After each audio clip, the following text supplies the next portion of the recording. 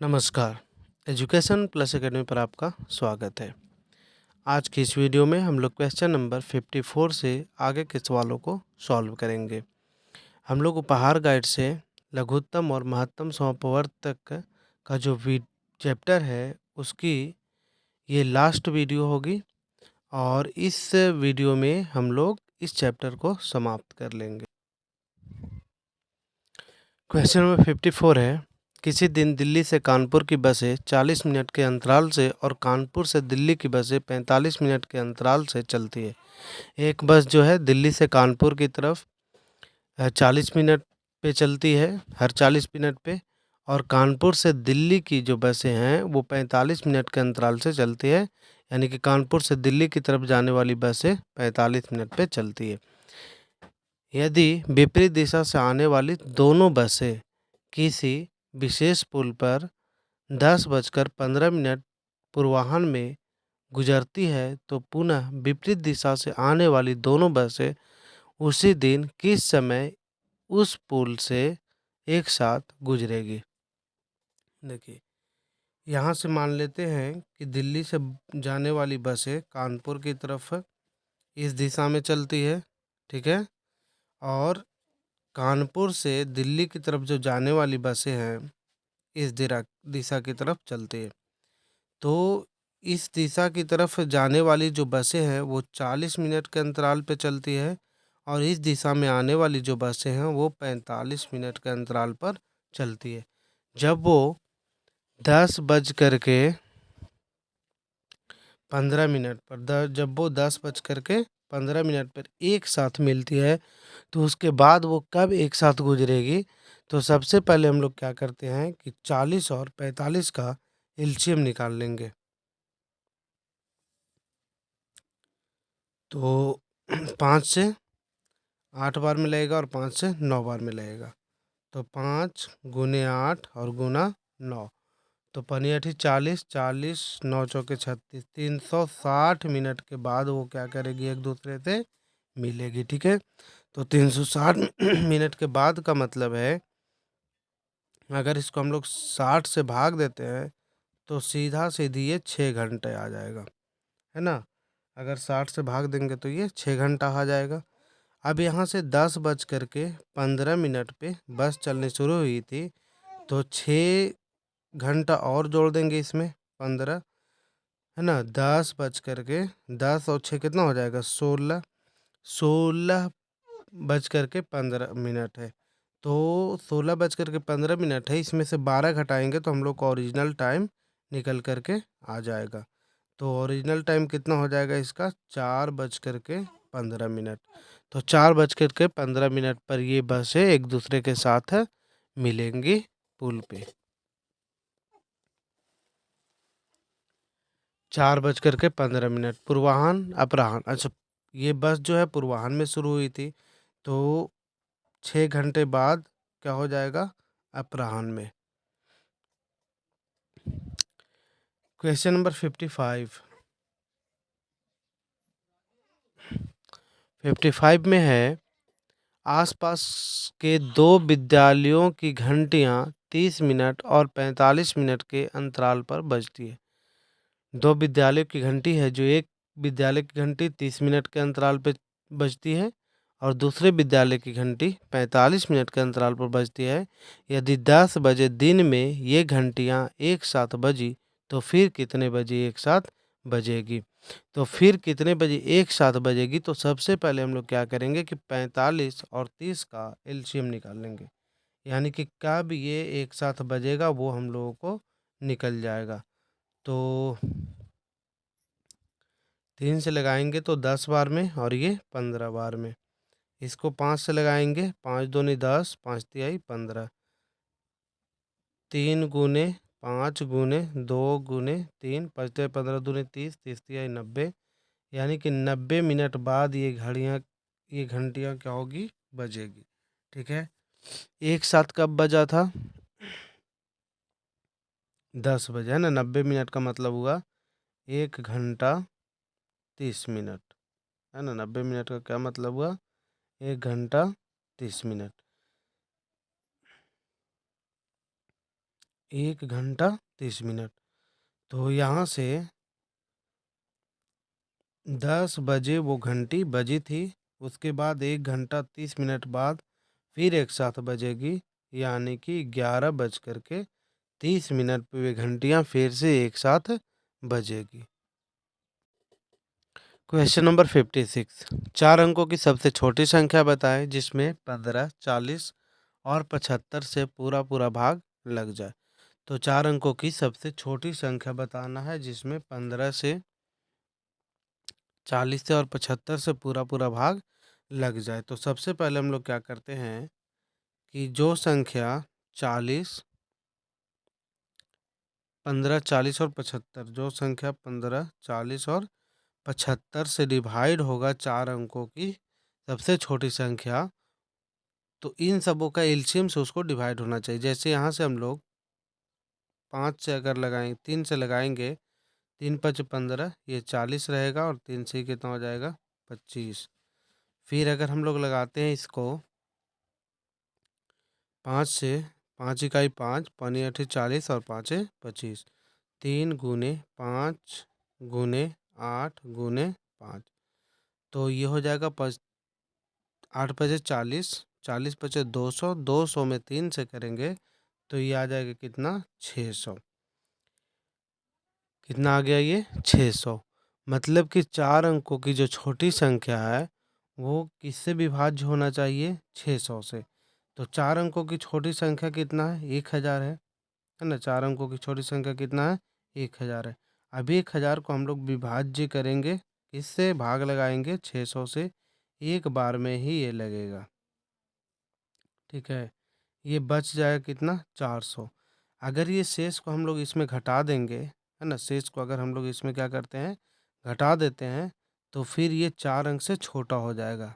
ठीक है, तो हम लोग क्या करते हैं कि 600 और 400 इन दोनों को घटा देते हैं और जो संख्या आएगी उसको इस छोटी संख्या में जोड़ देते हैं।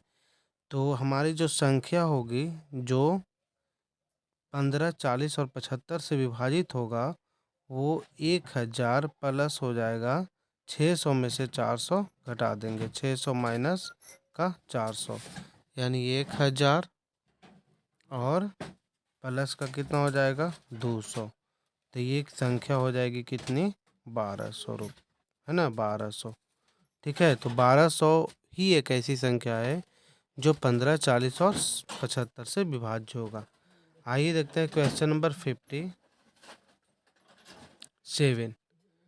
क्वेश्चन नंबर 57 है, एक दूध बेचने वाला 3 ग्राहकों के लिए 24 लीटर 30 लीटर और 78 लीटर दूध नापता है। 24 लीटर 30 लीटर और 78 लीटर दूध नापता है। उस बड़े से बड़े पात्र की माप क्या होगी जिससे वह तीनों ग्राहकों को पूरा पूरा दूध माप सके। तो जब बड़ा से बड़ा बर्तन की माप पूछ रहा है तो हम लोग बड़ा से बड़ा बर्तन की माप के लिए क्या करते हैं एचसीएफ निकालते हैं, यानी 24, 30 और 78 का क्या निकाल देंगे एचसीएफ, है ना। बर्तन की बड़ी से बड़ी माप बराबर हो जाएगा, एचसीएफ निकाल देना है 24, 30 और 78 का, 24, 30 और 78 का। तो 24 से हम लोग भाग लगा देते हैं 30 में, एक बार में लगेगा 24 हो जाएगा। 6, 24 में 6 चौके 24, ठीक है, कितना आ गया 6। अब 6 से हम लोग भाग लगाएंगे किस में 78 में, 6 इकाई 6 होगा, 1 और 8 छतरी 18, ख़त्म हो जाएगा, है ना। यानी कि इसका मासा कितना आ गया 6 आ गया, मासा कितना आ गया 6। तो बड़ा से बड़ा माप क्या हो जाएगा, बड़ी से बड़ी माप जो होगा वो 6 लीटर होगा। 58, 72/120 का लघुत्तम रूप क्या होगा। तो 72/120, इसको हम लोग क्या करेंगे काट छाट कर देंगे, 12 से काटेंगे 6 बार में, 12 से काटेंगे 10 बार में, 2 से काटेंगे 3 बार में, 2 से काटेंगे 5 बार में, यानी इसका लघुत्तम रूप मतलब सबसे छोटा रूप होगा कितना, 3/5। क्वेश्चन नंबर देखिए 59। क्वेश्चन नंबर 59 है, दो लगातार विषम संख्याओं का मासा क्या होगा। तो दो लगातार विषम संख्या का मासा, जैसे मान लेते हैं 3 है और 5 है, तो इसका मासा निकालेंगे तो 3 इकाई 3 होगा, 2 बचेगा। यहाँ से 3 यहाँ आएगा, 2 इकाई 2 लगेगा, 1 बचेगा। यानी कि दो लगातार विषम संख्याओं का मासा कितना आएगा, 1 आएगा। ठीक है, दो लगातार विषम संख्याओं का मासा कितना आएगा, 1। आइए देखते हैं क्वेश्चन नंबर 60 नंबर क्वेश्चन है, दो लगातार सम संख्याओं का लसा क्या होगा। तो दो लगातार सम संख्याओं का लसा क्या होगा। तो दो लगातार सम संख्याओं का लसा तो कुछ भी हो सकता है। यहाँ हम लोगों को क्वेश्चन में लगातार सम संख्याओं का लसा नहीं बल्कि मासा होना चाहिए। ठीक है, तो दो लगातार सम संख्याओं का मासा क्या होगा। जैसे 6 और 8 ले लेते हैं। ठीक है, 6 इकाई 6, 2 बचेगा, 6 आएगा, 2 तिहाई कितना हो जाएगा, 6। तो दो लगातार सम संख्याओं का मासा कितना आएगा, 2 आएगा। लासा कितना आएगा, एक मिनट, दो लगातार सम संख्याओं का लासा नहीं, दो लगातार सम संख्याओं का मासा कितना आएगा, 2 आएगा। और दो लगातार विषम संख्याओं का मासा जो है 1 आएगा। ठीक है, आइए देखते हैं क्वेश्चन नंबर 61। 61 है, असहभाज्यों का मासा क्या होता है। तो दो असहभाज्यों का मासा क्या होता है, 1 होता है।